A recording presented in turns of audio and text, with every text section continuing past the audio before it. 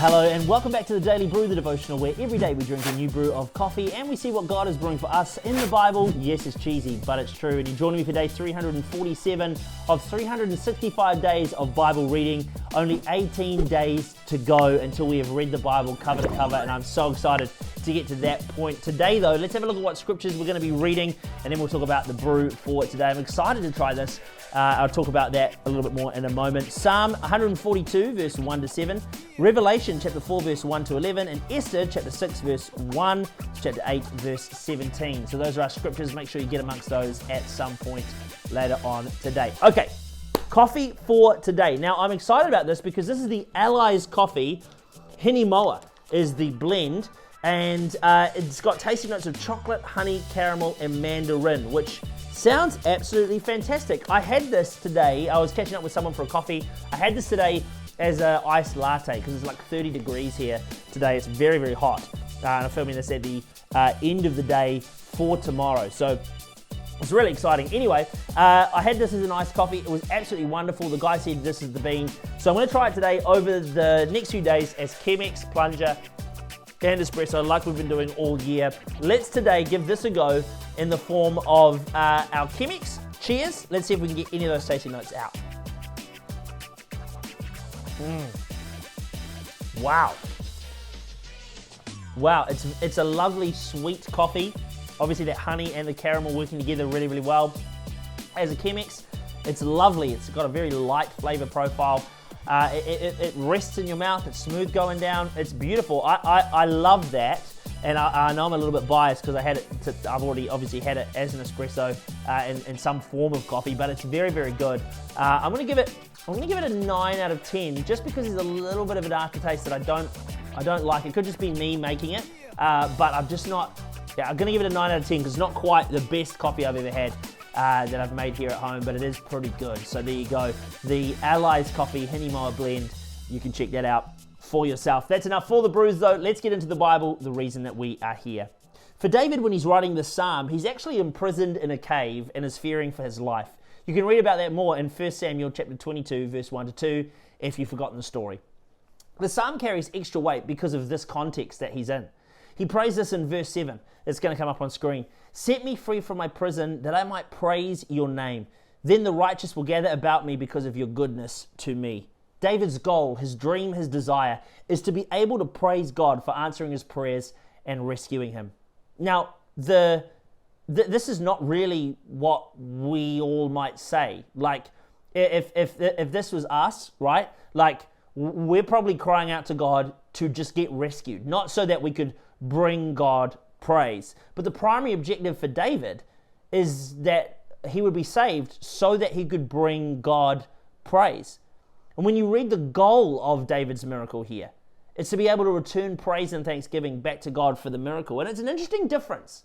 The purpose of God performing the miracle is to be able to praise God's name, not just so that we can receive blessing, but actually to return back and praise God. I think a lot of the time when I'm asking for something from God, the motive of my heart is probably solely for my own benefit and not to be able to actually lift up praise in response. In reflection, I think it's actually really important that we ensure the main purpose of receiving provision from God is so that we can then reflect it back to God and pour out our praise to Him. Yes, you benefit from the provision, but the purpose is to praise directly to God, to reflect praise back to God, and not just for our own provisions, but for His majesty and His faithfulness as well. Today in Revelation, we read about how we actually don't need to wait until we get up to heaven to experience heavenly worship. The worship that we read about is happening 24/7 in heaven right now. And in our passage today, we get a glimpse of what that actually looks like. We're told that every time we worship, we join the worship that's happening in heaven. John gets this vision, right? He looks through this open door into heaven. And what happens next is this wild vision of the greatness and the glory of God. God is at the center of the universe, surrounded by images of who He is and what He has done. When you see the throne, you have to actually see the reality of the highest authority. The rainbow as a promise, lightning and thunder reflect the power of God, and the sea of glass suggests peace and security. This imagery is used to help us understand heaven. And to get a greater understanding of the dynamics at play, the vision goes into more detail about seven fire blazing torches, and about how around the throne there are also 24 elders seated on thrones. So what do they present, the 24 elders? Well, it's believed that these 24 may represent the 12 tribes of Israel and the 12 disciples. In this picture, it is the perfect and complete church in the way that God set it up to be. We know that in 1 Peter 2, verse 9 to 10, it talks about how we're included in this as well. So what's the purpose of this? All to bring the glory and splendor of God to attention and call heaven to worship God. Look at what happens. They all worship God day and night, singing holy, holy, holy. Honestly, in a church service, if you want to get me going, sing any song that has holy, holy, holy in it. Because for me, there's just a touch on any verse, any paraphrase, any chorus, any bridge, any tag, I've run out of musical things there, but anything that has holy, holy, holy in it, man, it's good. And the Bible tells us that when the worship plays, that the 24 elders lay their crowns at the feet of Jesus. This is a beautiful picture, by the way. All the crowns speak of earthly glory, honor, and status, and they're all placed at the feet of Jesus. This is a wonderful picture. You might think that you're amazing, and you might be in your own right. But what you have at the end, it's all going to be laid down anyway, because He's greater and mightier than anything else. He's our eternal Father seated on the throne. I'm going to be honest, Revelation, it is very, very dense.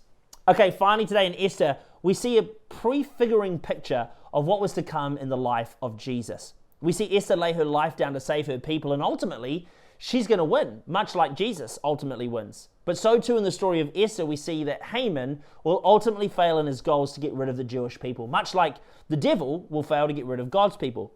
Judgment eventually falls on Haman, and he's impaled on a stick. The best bit about the whole story, in my personal opinion. I do like that very much. Mordecai is an unsung hero of the Bible story, though. He's a man of humility and high trust in God. In the story, he comes up against many obstacles, but he holds true in faith through all of them. Mordecai ends up receiving the honor and recognition that he deserved for his part to play, and the king declares that the people have the right to assemble and protect themselves. Friend, when you stand for what's right, eventually you too will be exalted. You will receive the recognition, even if it's before the Lord on Judgment Day. We will all be held accountable for what we choose to do here on the earth. Mordecai is a guy who I aspire to be like. His integrity, faith, and willingness to stand for his people is inspiring. Even though Esther had the risk, Mordecai sacrificed too. Something that needs to be highlighted in this wonderful story is not just Esther, the book's named after her, but also what Mordecai paid in terms of sacrificing his reputation to be someone who passes on as well. Whether you're an Esther or Mordecai in the story, both play significant roles in the story and embody Jesus' character so very well. 3, 2, Verse 1. of the day. Verse of the day today, Esther chapter 8 verse 15 says, when Mordecai left the king's presence, he was wearing royal garments of blue and white, a large crown of gold and a purple robe of fine linen, and the city of Susa held a joyous celebration. This is what we're adorned into. God's recognition is always worth the wait. And that is it for the Daily Brew today, day 347 of 365 days of Bible reading. Thank you so much for joining me no matter where you are around the world. I'm praying for you as you read these scriptures that God would reveal more of Himself to you and more of yourself as well. That is it though for today.